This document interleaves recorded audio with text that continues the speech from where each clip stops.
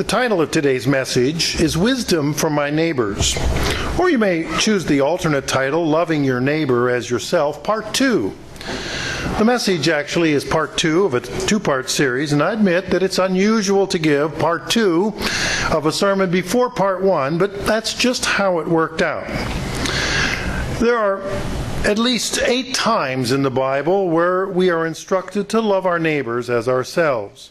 Starts in Leviticus and goes all, and then in numerous cases from Christ and the apostles in the New Testament all the way through James. And so I got to thinking about my neighbors. In the pioneering farming community where I grew up, my great-grandfather was a homesteading pioneer, as was his father and his father's brothers. And his family, and the whole neighborhood of farm families had known each other by the time I came along for 2 or 3 generations. And of course, loving your neighbor as yourself, I got to thinking when I was reviewing that subject about my neighbors, that what could I learn from them? After all, they weren't all exactly lovable, but if I was to love my neighbors, I would have to know something about them. I would have to understand them. I would have to glean what wisdom I could from them. And so I'm going to take a look at what wisdom I could glean from those neighbors. I'm going to review 12 biblical lessons that I learned from my neighbors, lessons that were demonstrated by these examples from everyday life. One of the fellows, and I'll have to adjust their names because whether they're not alive, but their offspring may be, is a fellow we'll call Big Eddie. Now, there's a reason they called him Big Eddie, because he was the biggest guy in the neighborhood, and that was just understood. And he was very affectionate about being called Big Eddie. And Big Eddie was often at everyone's household in the neighborhood from time to time because he was a custom farm operator. He worked, had specialized equipment and harvesting equipment, and would go from farm to farm and assist with harvesting with his specialized equipment. And it was customary that you would feed your visiting worker a meal. And so we would sit and eat meals, and he would tell us the stories of his youth and life in the history of the neighborhood. Big Eddie told the story of when he was a young man, and all of the neighbors at that time, in fact, even while I was growing up, they all cooperated with each other during harvest season because no man could efficiently do all of the work alone, so people worked cooperatively. There was an occasion, it was about in the 1930s, when the neighbor farmers had all gathered together and were working as a group to harvest the fields. And day after day, the farmers in the morning would do their own chores, and then they would gather at a different farm that day for harvest until that particular farm was harvested, and then they would move on to the next one and making it around the neighborhood until harvesting would complete. Everybody donated their time, knowing that when the time came, everybody would also be at their house. Big Eddie told the story of one day that 2 men had a disagreement. One of the men insisted on carrying out the argument, but the other fellow refused to argue. Yet the more contentious man pursued the matter, intent on provoking a fight.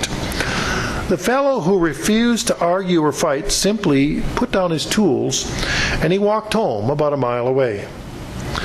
This was not lost on Big Eddie, who was a young man. The next day, both farmers showed up for the cooperative harvest crew, and the issue was diffused. They had gone home, slept overnight. Things looked differently the next day, and cooler heads prevailed. In Proverbs 15, verse 1, in the King James Version, in Proverbs 15, verse 1, there's a principle that I'm sure we've heard before, maybe seen it practiced by others, or practiced ourselves. A soft answer turns away wrath, but grievous words stir up anger. I looked at that verse, Proverbs 15:1, in the Complete Jewish Bible, and it puts it a little more smoothly.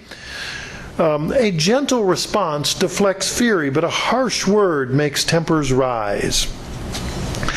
Well, there was an opportunity there for if the second man would have stepped into and took the taunts or the teasing or the arguing, whatever the crosswords were between them, but he refused to do so. His method of soft word was to simply bow out of the fight. He was not going to be engaged or involved. In the contemporary English version, the Bible in Proverbs 15:1, it says, "A kind answer soothes angry feelings, but harsh words stir them up." And so this second fellow didn't stir up the matter with harsh words. In fact, he just stepped out of the matter altogether. So the lesson number one, a soft answer turns away wrath. There are a time or occasions when we will be prodded or stirred, and it would be the wise thing to do to simply provide a soft answer or no answer at all, but certainly avoid the harsh answer. Now, Big Eddie, of course, was a custom farmer, and this means he had that equipment that took him from farm to farm, and he came to our farm. My dad hired him each September to bring his equipment to chop corn silage that could be used to fill our silos and feed the livestock. The corn was chopped in the field with the equipment, and then it was hauled in wagons to the farmstead, and a machine called a blower, it was actually a heavy-duty fan run by a tractor-power takeoff. It blew the chopped corn up into a tall, upright silo, which was a cement storage bin. And there the chopped corn would ferment. So it took a lot of chopping and a lot of hauling and a lot of wagons to haul large wagons, very large wagons. You would think it's like a tractor pulling a recreational vehicle of some sort, just large wagons of chopped silage home from the fields. And when my brothers and I were teenagers, we drove the tractors with those silage wagons to and from the cornfield. And one day during silo filling, my dad was driving a tractor that was pulling a silage wagon on the bumpy field road. And the field road was bumpy such that the hitch pin, or the hitch on the tractor, caused the hitch pin to pop out. The tractor and the box of the wagon box was empty. He was on his way back to the field, which is why it was a little more bouncy than usual. If it was a full wagon box, everything would have been a full load. It would have been a little tighter. But the hitch pin popped out. The tractor and the wagon were on a slight downgrade. And so as a result, the wagon started picking up speed to bump into the tractor. The wheels of the tractor going round and round, my father was sitting on the tractor, realized in an instant that if that wagon came up and caught the wheels of the tractor, it would ride up those wheels and it would crush him. Well, he had a very quick decision to make. And I'm not sure how he managed to make such a quick decision. But he jumped forward at an angle off of the tractor. From up in the air, took a wild leap, jumping forward in a matter of seconds, and managed to get off to the side of the tractor. And the wagon box indeed climbed up the tires and slamming forward, and it caught the back of the tractor seat, and it pressed it up tight against the steering wheel. Had he remained in the seat, he would have been crushed. Those of us that weren't right there were there right afterwards to see it, to see that this big wagon was on top of a tractor, the seat crushed up against the steering wheel, and that was the only visible damage, was the tractor seat was bent.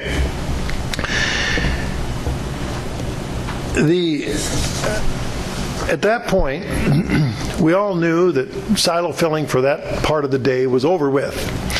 We had some work to do to get the wagon down from on top of the tractor, some repairs to make, to put everything back in order.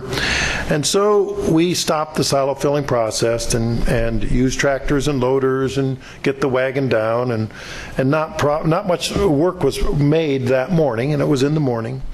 And one of the men went to town to the farm supply store and bought safety pins for all of the tractors.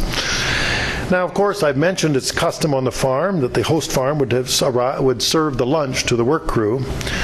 And so Big Eddie held a meeting with all the men and us boys and said he recommended that everyone say absolutely nothing to my mother or anybody else about this near-death accident that had just occurred. There was a lot of silo filling to do yet that day on that farm and on a lot of other farms, and that would induce panic among many. Everyone was sobered by the thought it could have been them on the tractor, and they might not have reacted as quickly as my father did. Well, to my knowledge, about 45 years have passed, and my mother still hasn't heard about the day that she nearly became a widow. Big Eddie didn't want to cause distress in the family or among the neighbors, and the silos all still had to be filled, harvest still had to go on. And we fixed the machinery, took action to prevent the problem, and we kept our mouths shut. To say anything at that point would not have served any good purpose. Let's look at Proverbs 17 and verse 9. In Proverbs 17, verse 9. Now, of course, the wise thing would have been to prevent the problem, because if you prevent the problem, it solves a lot of issues. In Proverbs 17:9, he who covers a transgression seeks love, but he who repeats a matter separates friends. In other words, that this was a good time to simply let it go. We fixed the problem. Nobody was hurt. It was minimal expense. It cost a little bit of time, and it would have not.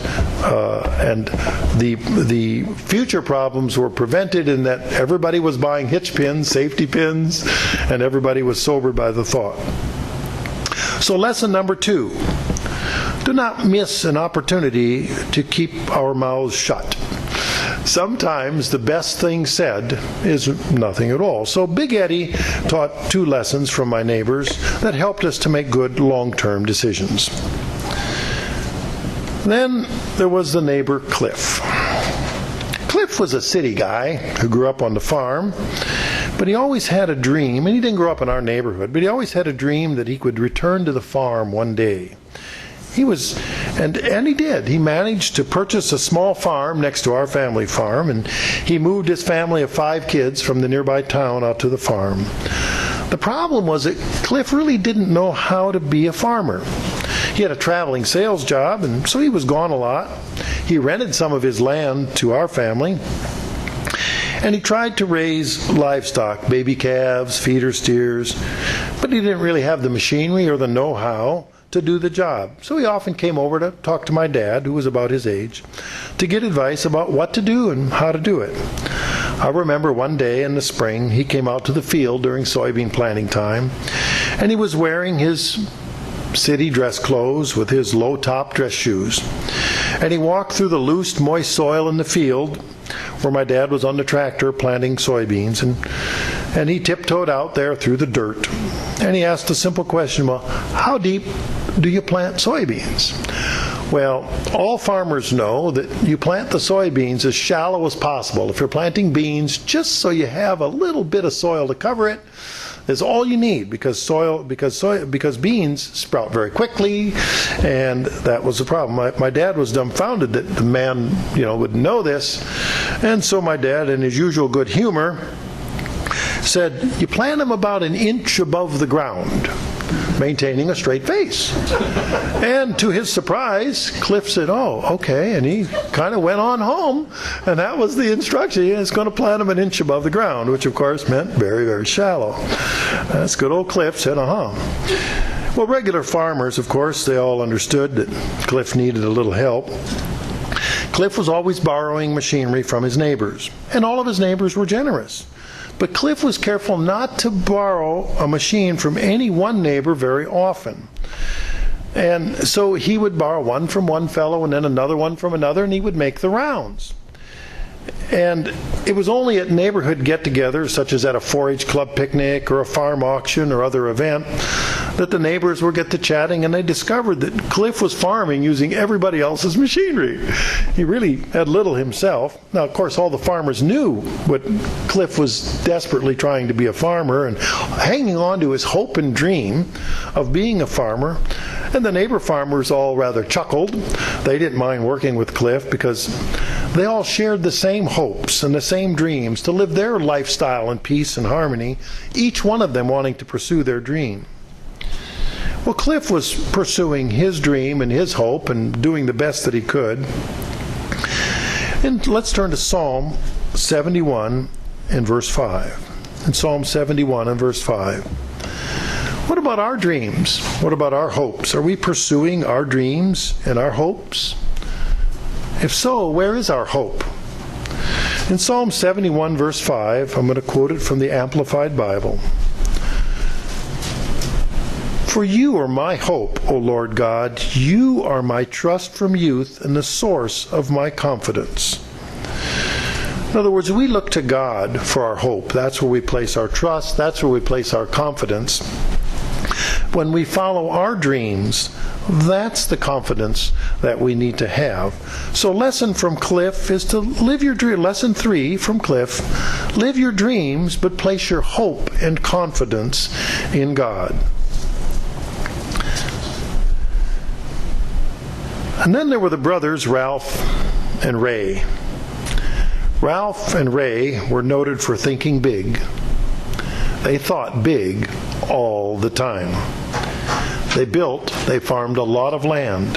They built the biggest silo I have ever seen. It was one of those that was the size of this room and maybe 80 feet tall. It was just humongous. And we wondered, where are they going to get all of the crop to put in there? But they had a lot of land. And it was astounding. And they worked all the time. Ray had 5 kids, but somehow still found time to serve on the school board. Unfortunately, he died and left a widow and 5 children under age 17 as of a farm accident. But Ray left his mark because he thought big, and he worked hard. His brother Ralph lived on. His brother Ralph also thought big, and he found a piece of ground that was undeveloped. I mean, it was just, marginal land. It was a lot of swampy edges to it. It wasn't a complete field. It was a quarter section, 160 acres. And Ralph said, this land is I can buy it for very little, but can I make it productive? And he did something that nobody else in the area was doing. He followed the example of the Dutch from the Netherlands, and he drained it by pumping it out and made it all one big field, something that nobody had ever done or thought of in that area, and put underground drainage tile, drained it into a big pit and pumped it over a dike, just as they do in the low countries in the Netherlands. For them, what everybody said was impossible for Ralph and Ray, well, the seemingly impossible was actually possible, but for them it just took a little longer. But just because somebody said it couldn't be done didn't stop them, because they just went ahead and did it. Let's turn to Proverbs 29 and verse 18. You see, they had a vision. They looked ahead to what they wanted to accomplish. And then they worked at that vision. They worked at that dream to make that happen. In Proverbs 29:18, I have it in the King James Version, where there is no vision, the people perish, but he that keeps the law, happy is he. In other words, there's a vision, there's a hope, there's an opportunity, but these fellows envisioned their future. How do we envision our future? Do we have a vision of what God has in store for us? Do we have our eyes that we keep on the prize? Do we think of the pearl of great price, the knowledge of God, to accomplish the vision that God has set before us? So, lesson 4 is, have a vision of the future. Think big, beyond ourselves. Keep our eye on the prize, so that we may accomplish the vision that God has set before us.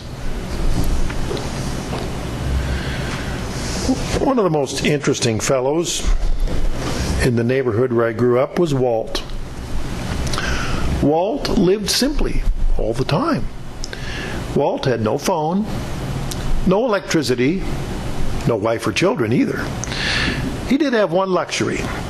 He used a gasoline motor to pump water from his hand-dug well. He had one cow. That provided him milk for which he could make the butter.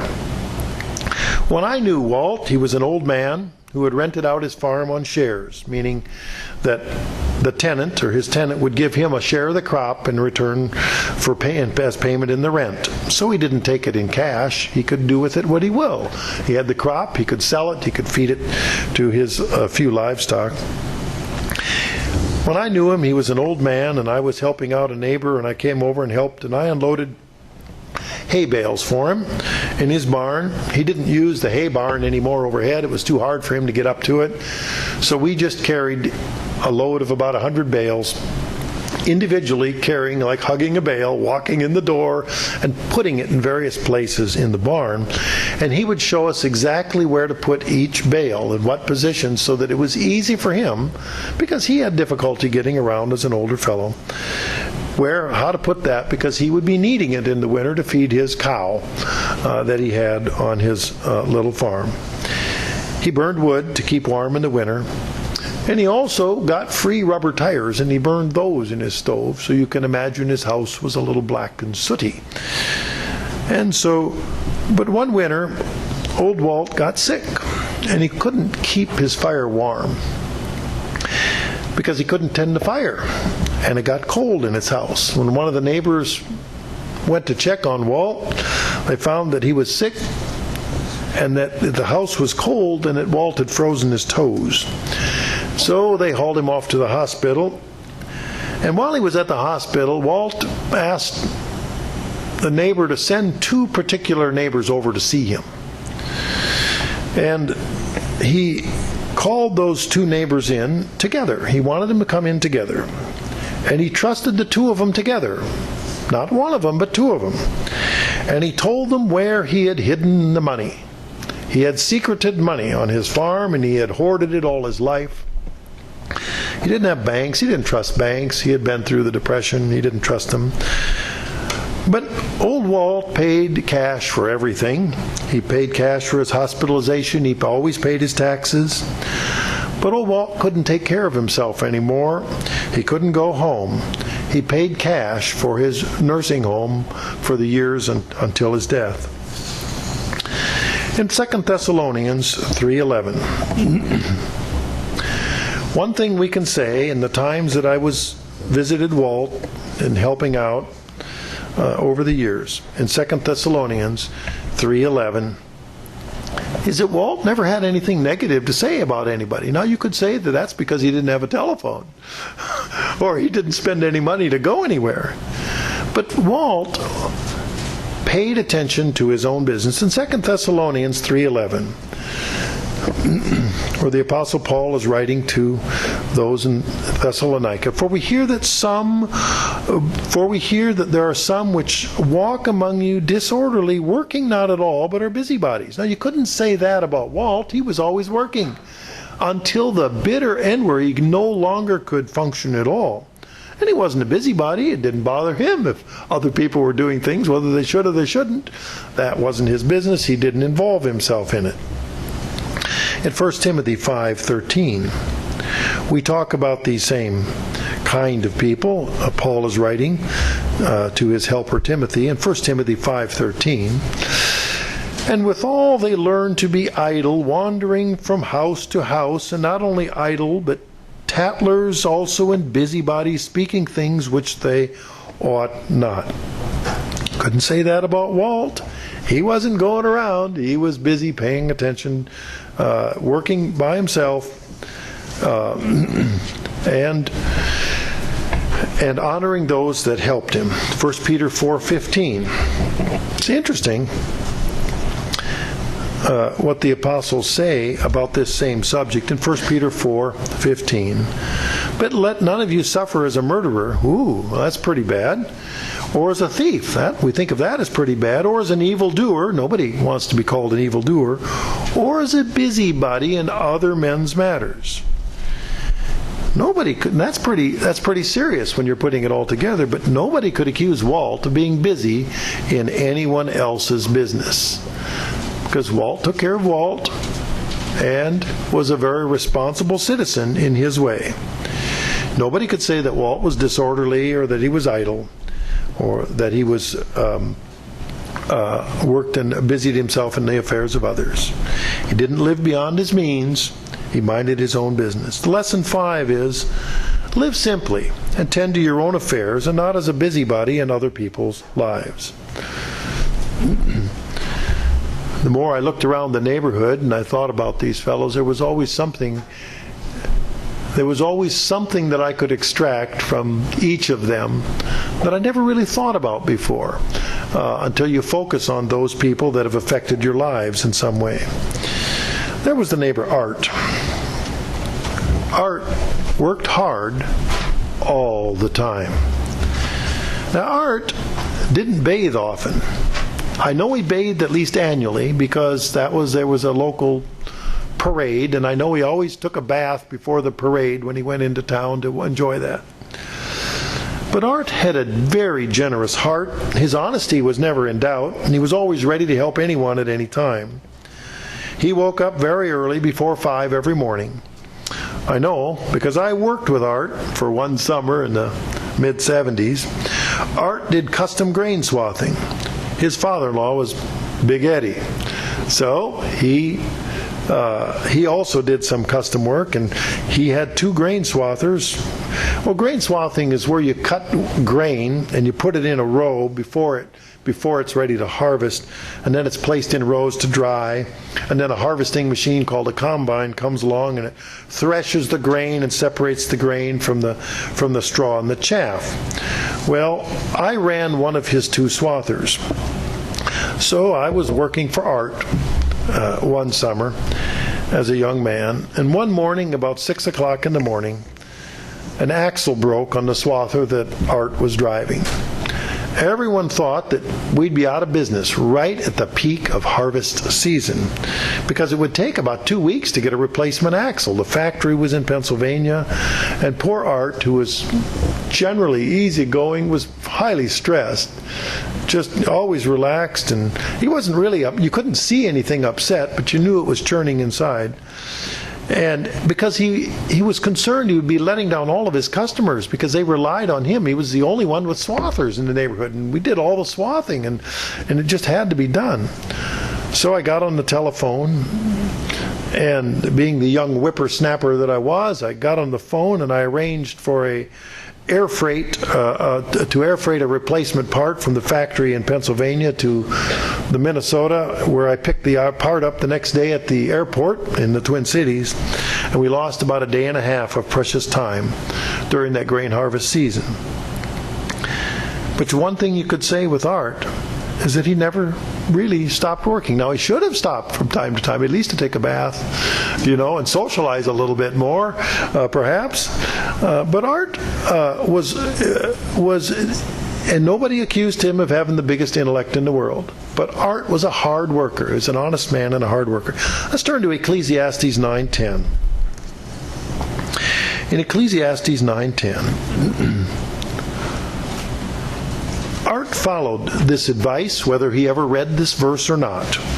Ecclesiastes 9:10, whatever you are capable of doing, do with all your might, because there's no work, thought, knowledge, or wisdom in the grave, which is where you are headed. That's the English Common Bible translation. I thought I had the smoothest, rolled the smoothest off the tongue.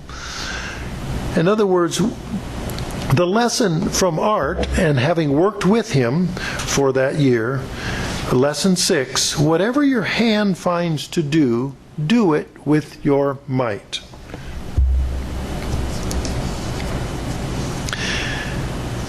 Then there was the neighbor Ed. Ed diligently followed the law all the time. The Township Government Board Chairman is what Ed was. He was for many years. He took care of the rural roads and road signs. He was very particular and methodical about everything, and especially about his public service. Being a local government official, a township official, was an unpaid job. Ed was well thought of by all of his neighbors, and everybody respected his steady hand on local government. Well, Ed was a bit of a heavy-set fellow, and as an older fellow, we purchased a riding lawnmower where the engine was behind the mower seat. It was an old-style lawnmower that had to be started using a pull rope. And Ed pulled the rope and the engine started. Unfortunately, he had left the mower in a forward gear before he had shut off the engine the last time he ran it. And so when the engine started, the lawnmower started going forward because it was in gear. Well, old Ed, he kind of ran along, and he threw one leg over the lawnmower and hopped onto the lawnmower seat. But unfortunately for Ed, he misjudged the speed of the lawnmower. And he threw his leg over the lawnmower, but the lawnmower kept on moving, and he landed with a hard thud right behind the lawnmower seat. Unfortunately, he landed on top of the spark plug. 2,000 volts of electricity on a pointed spark plug tore open old Ed's bottom side and left him bleeding in agony on the ground, where he was hauled off to the hospital and received 17 stitches, and he had a liquid diet for the next month or 6 weeks. Very unpleasant thought. Well, as you can imagine, this terrible circumstance, as that word got around in the neighborhood, everybody just shivered at the terrible thought. But farming must go on. And Ed was unable to do his own farm work. So all of the neighbors went over to his farm, and as soon as they had their farm work done, they all collected. And I was there, and I recall that day when all the farmers gathered together, and they harvested and plowed his farm in one day. There were tractors, trucks, and other harvest equipment. In Genesis 26, verse 4. In Genesis 26, verse 4. You see, Ed was respected because his common refrain was, "It's the law." He would always be sure to find out what the law was. We're not talking the biblical law. We were talking about local law, governmental law. But he was very meticulous to follow the law because he wanted to be orderly. He wanted everything to work out right. He wanted to be fair to everyone. And so Ed was known for following the law. In Genesis 26, verse 4, "And I will make your descendants multiply as the stars of heaven. I will give to your descendants all these lands, and your seed, all nations of the earth shall be blessed, because Abraham obeyed my voice and kept my charge, my commandments, my statutes, and my laws." It's a New King James. This is the blessing, the inheritance that Abraham was promised. And why was he promised that? Because he was faithful. Abraham was sort of like old Ed. He always was diligent to keep the law. And in Abraham's case, God's not just the commandments, but the statutes, all the laws that God had given to him. In John 14:15, it's a very short verse. We can turn right on to verse 21 after that. If Christ said, "If you love me, keep my commandments." In verse 21, "He who has my commandments and keeps them is he who loves me. And he who loves me will be loved by my Father, and I will love him and manifest myself to him." So the loving God is keeping his commandments. Old Ed loved his farm, he loved his family, and he loved taking care of township government and keeping everything orderly. You couldn't say that he didn't. He had a real dedication and a faithfulness. God expects that same kind of faithfulness and that dedication from us. In John 15:10, "If you keep my commandments, you will abide in my love, just as I've kept my Father's commandments and abide in his love." So Christ said that is a measure of love as to how well you keep the Father's commandments. So the lesson from Ed, lesson 7, is diligently follow the law all of the time.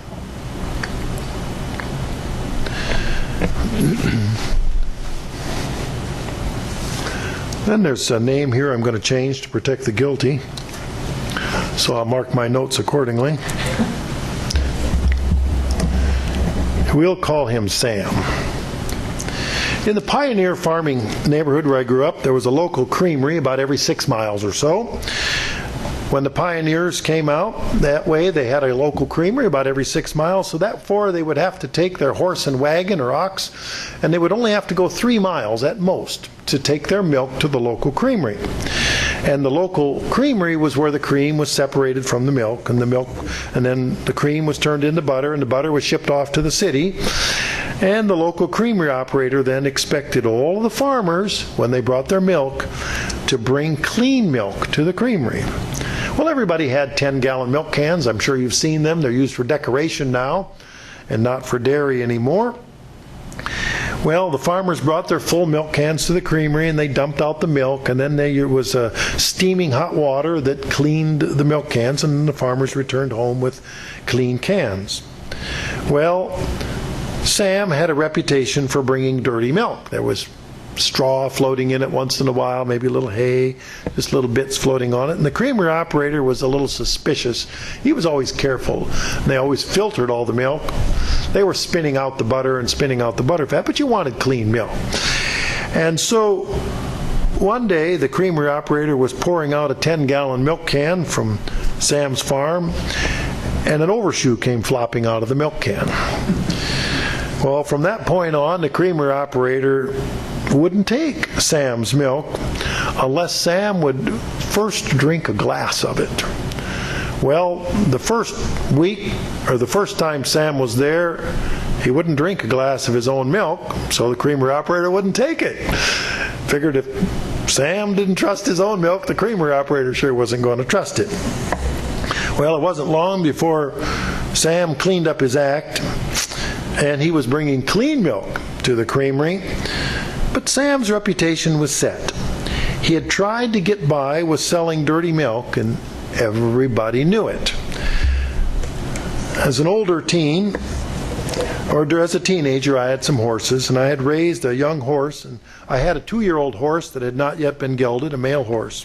So you consider the horse to be a young stallion. And one day, Sam, about a mile away, asked me if my young stallion had reached maturity. Well, I told him I didn't know. It was only 2 years old. I didn't know if the 2-year-old young stallion was old enough to reproduce. Well, I should have asked. I didn't think a thing of it at the time, but it wasn't long after that. Almost every day for a week, somehow Sam's little Shetland mare got out of his corral every day for the next week and made it a mile down the road to my place, or our place on the farm, just neighing over the pasture. Now, day after day, we'd call up Sam and say, "It's time, your little mare is over here. It's time to come and take her home." Now, he could have simply asked, "Can I turn my pony in with your young stallion?" But he didn't. He just sent it down the road, hoping that nature would take its way. And day after day, time after time, we'd all get a chuckle and say, well, we kind of know what's going on there. In Psalm 32, verse 2, you see, Sam would do whatever he thought he could get away with. In Psalm 32, verse 2, "Blessed is the man whom the Lord counts no iniquity, and in whose spirit there is no deceit."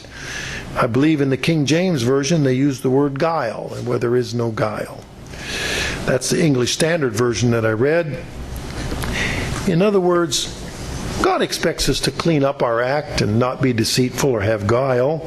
And that's why the psalmist said, "Blessed is that man against whom the eternal counts no iniquity." In other words, where your sins have been wiped out. And as Sam learned in Proverbs 22, verse 1, "A good name is rather to be chosen than great riches, and loving favor rather than silver and gold." Now, in his defense, Sam was noted as the fellow in the neighborhood, not just for the fellow noted for trying to get away with things, but he was also the one that had the quickest conscience in the neighborhood. He was always sorry. He would come over a day later when he thought he had offended or done something wrong, and he would apologize. He would blubber over himself and say, "I'm really sorry." And so he had that redeeming quality about him that even though he tried to get away with something, and it just didn't seem to work out. It just didn't seem to pan out, that little tricky whatever it was that he was doing. And then his conscience would bother him, and he'd come over, and it didn't matter which neighbor it was. He had a reputation of having a conscience, and he would go and apologize regularly. And of course, the mumblers would say, well, if he didn't do it in the first place, he wouldn't need to apologize so much, which is, of course, the story of life for all of us. But the lesson number 8 is, avoid guile and preserve your good name. Avoid guile and preserve your good name.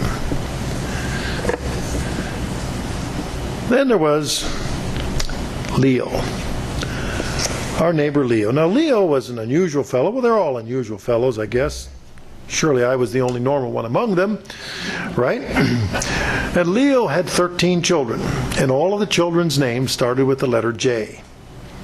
Not everybody got along with Leo, but our family always seemed to get along with his family. And as a young man, when I started farming, I rented land from Leo. And Leo he was always good to me. He would give you the shirt off his back if he thought it would help you.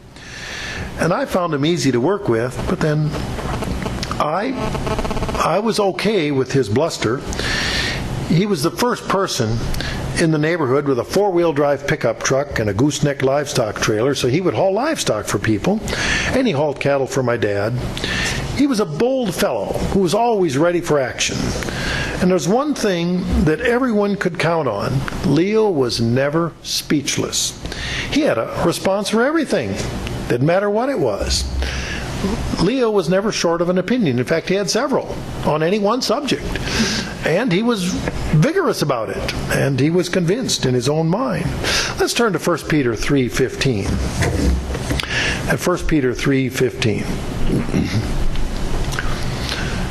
But sanctify the Lord God in your hearts, and always be ready to give a defense or an answer to everyone who asks you a reason for the hope that is in you with meekness and fear. God expects us to be ready also to give an answer whenever it's expected of us, whenever it's necessary, to be prepared to defend what is the reason of the hope. What does God expect of us? Are we prepared if we are challenged or asked to respond?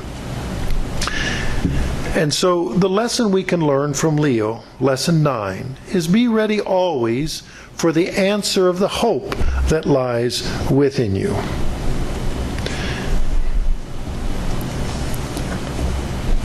The next neighbor was Ernie. Now, Ernie fought in World War II under General Patton.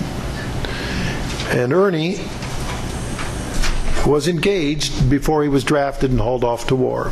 He was engaged to my dad's cousin. My dad and his cousin's parents were brother and sister, and they lived next door to each other in the next farm. So our farms were right next door. We shared the line fence. And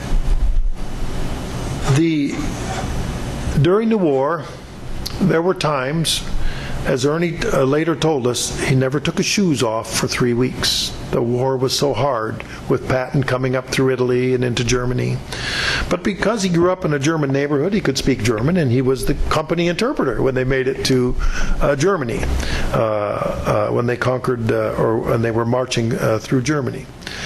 When he got home, when he got home from the war, he married my dad's cousin that he had waited over 4 years. And so, just like many other families, everything was put on hold. Life was put on hold. And then they started their family a little later in life than perhaps some did. But they also had a family of 4 boys, just like ours. So as you can imagine, we had softball games in the pasture, we had football games, we had basketball in the haymow in the wintertime. And we knew each other fairly well because we were relatives. We were second cousins, but we were closer than most cousins because we were so close, both physically, and went to the same family reunions and such. One day we were playing football in the pasture over at Ernie's place, and they had dairy cows, just like all of the neighbors had. We all had dairy cows, and a cow had bumped an electric fence. It was a smooth wire fence, and it bumped the electric wire, or knocked the electric wire down so that the wire fell on the ground.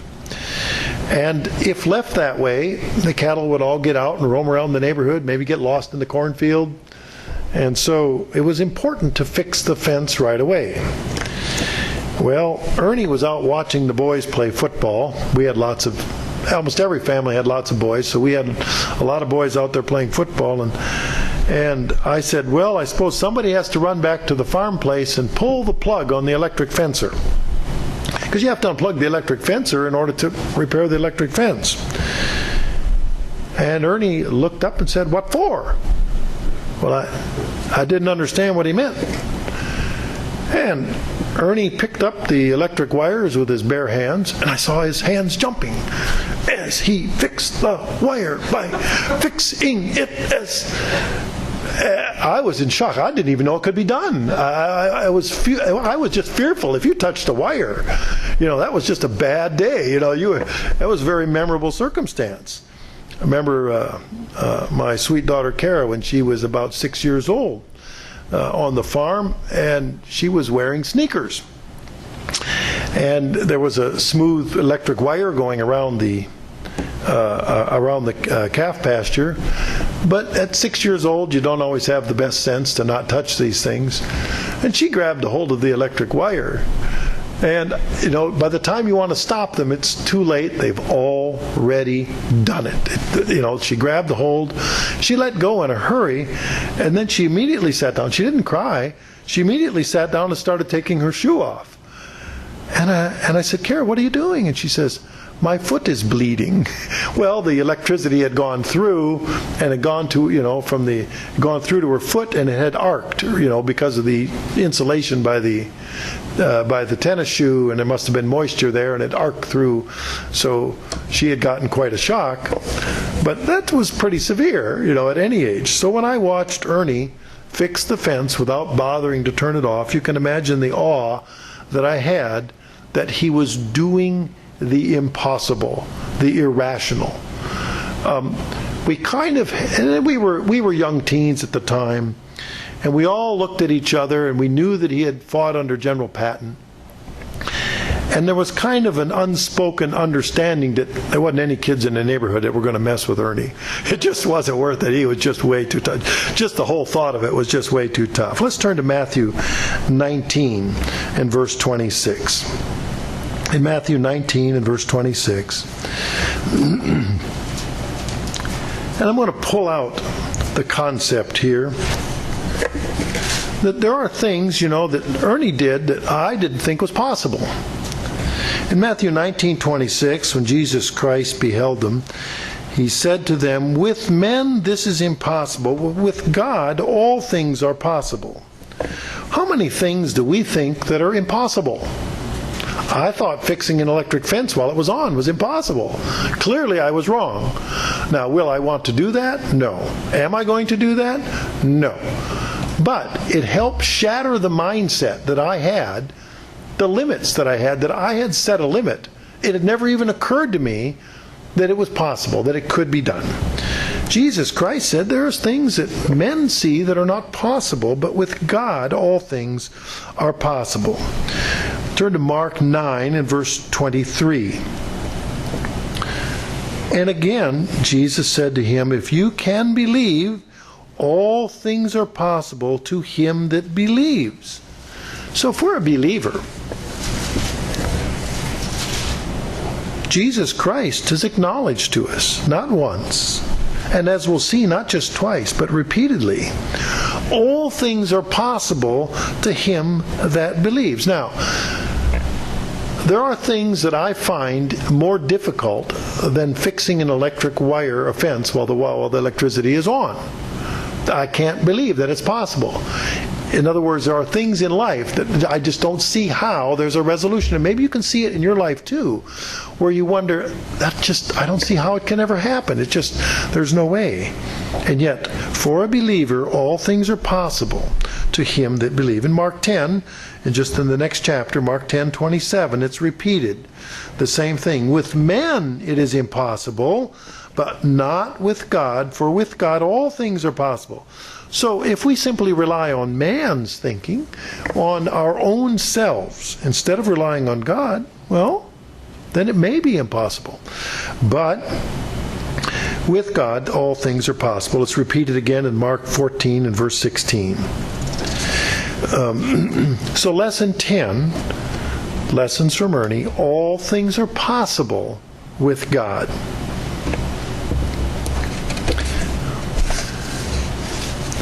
Then there's the neighbor George. George was a one-armed farmer, rather unusual. For a one-armed farmer to be a farmer, but he had lost it early in life.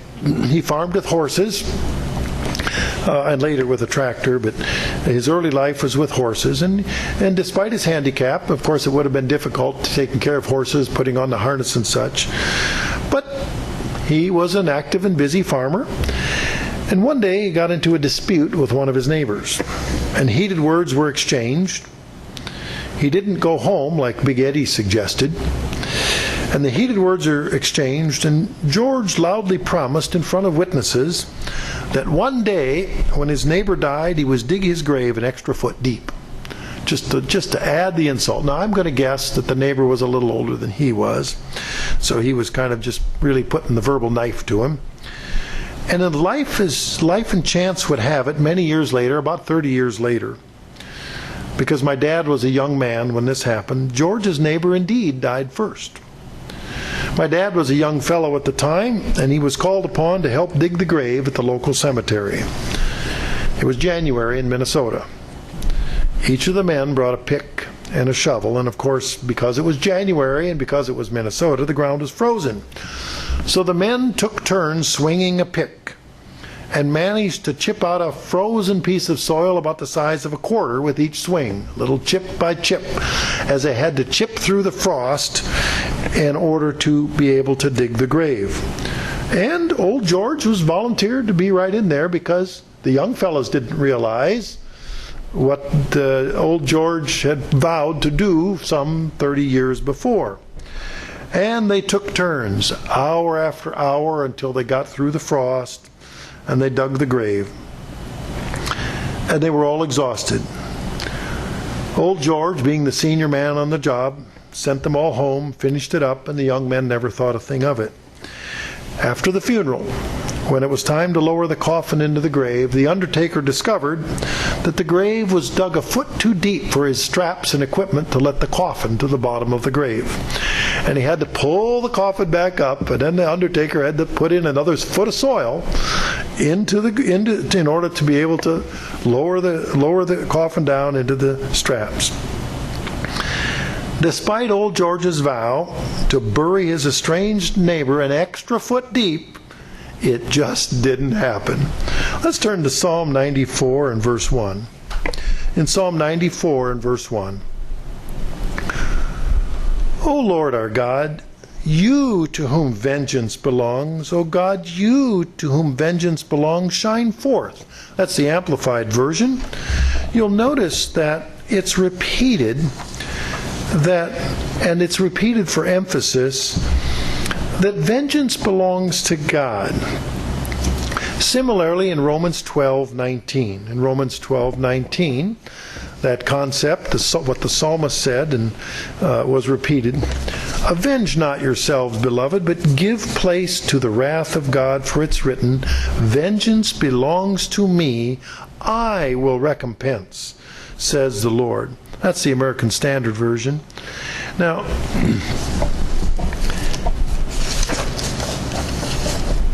this is, of course, in the context of loving your neighbor as yourself. Let's look at Leviticus 19 and verse 18. In Leviticus 19 and verse 18.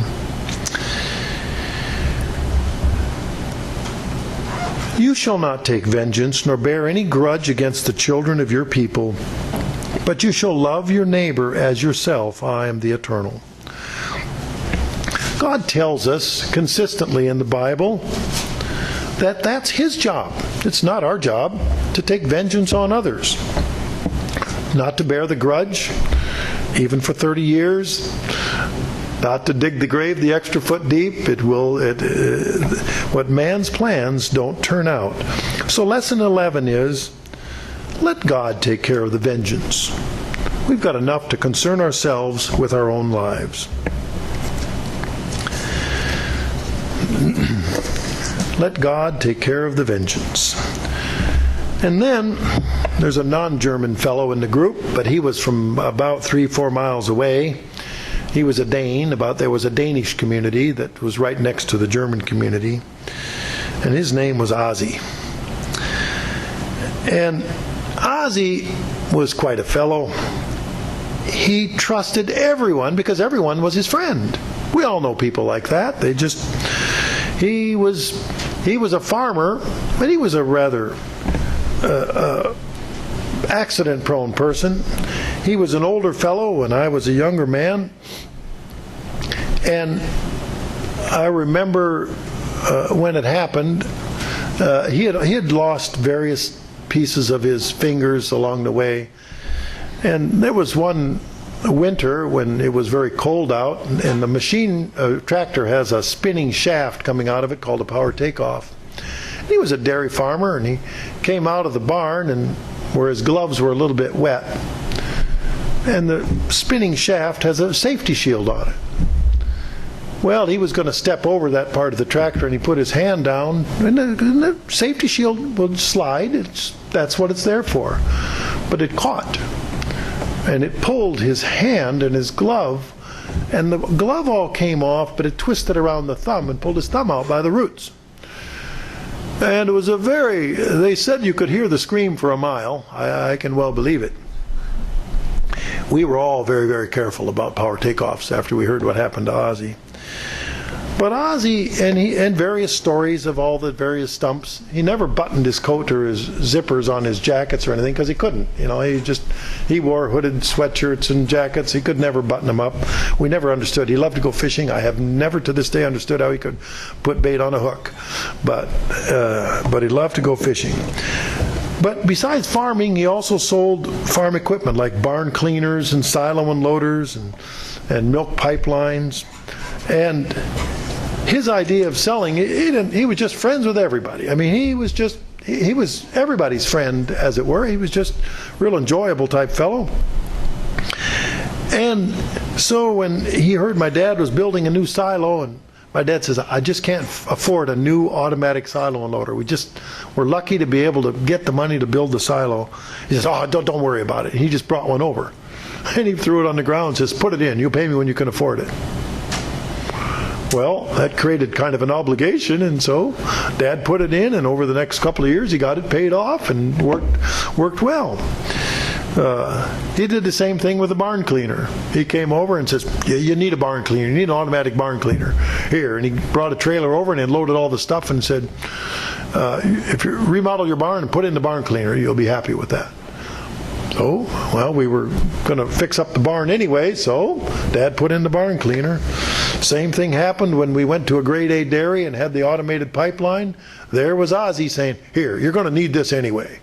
You're just really going to have to put this in. Pay me when you get around to it. But he trusted everybody. He was just a very congenial fellow. He was a little over 90 years old when I was coming home from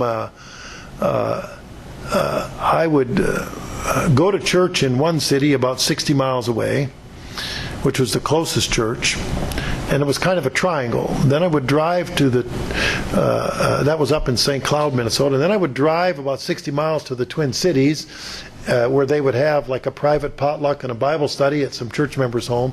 And then I'd drive about 60 miles back to the farm. It's usually pretty late on Saturday night when I get home. And I'm coming home one night and I've got tire trouble. Actually, I had a wheel problem. For some reason or another, I had lost a couple of lug nuts on one wheel. The vehicle was serviced, and I didn't know quite what was wrong, and I got out, and my flashlight battery wasn't working, and it's about midnight. And a car drives up behind me, and it's Ozzy. He's out at midnight. He's over 90. And he says, and I said, well, I'll probably be okay. I'll tighten up what I have, and that these lug nuts are loose, and if I shift enough around, and I can make up for the lost ones, and if I drive slow, I'll probably make it home. So he followed me home with his car. There's a few, 3-4 miles away, so that, and put lights on it so that I could see what I'm doing, and followed me home just to make sure I made it. I said, Ozzy, what are you doing out after midnight on a Saturday night? And he goes, well, he admitted that he was just coming home from visiting a lady friend, and he had kind of embarrassed that I had caught him out that night, but he could not, kind of sense of obligation there that he help out somebody, especially this young kid that needed a little help. But Ozzy wasn't everybody's best friend, but he was everybody's friend. And he was genuinely friendly to everybody, and he was generally well thought of. He was blessed with a happy disposition and a long life. The lesson 12 from Ozzy: to have friends, you must show yourself friendly. That's in Proverbs 18:24. A man who has friends must himself be friendly. But there is a friend who sticks closer than a brother. In other words, there's some friends that are closer even than family members. But Ozzy was very friendly, and friendly to everyone. So what godly principles can we learn from our neighbors? From Big Eddie we learned in Lesson 1 that a soft answer turns away wrath. Or Lesson 2, don't miss an opportunity to say nothing and contain our anger. Lessons from Big Eddie. Lesson 3 from Cliff, we learn to live your dreams, but we should place our hope and confidence in God. And Lesson 4 from Ralph, we should have a vision of the future. We should think big beyond ourselves. In our case, we must keep our eye on the prize, the family of God. Have a vision of the future. Lesson 5 from Walt, live simply and tend to your own affairs.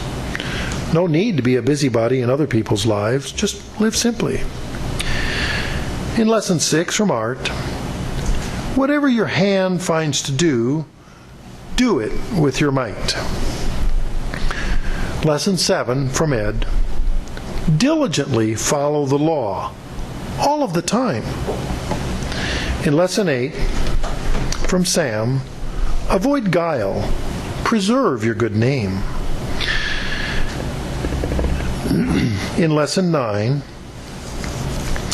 from Leo, be ready always for an answer of the hope that lies within you. In Lesson 10 from Ernie, all things are possible with God. In Lesson 11 from George, let God take care of the vengeance. In Lesson 12 from Ozzy, to have friends, you must show yourself friendly. So what kind of a neighbor are we? What will our legacy be 50 years from now? When some person, now young perhaps, recounts his or her experiences about us.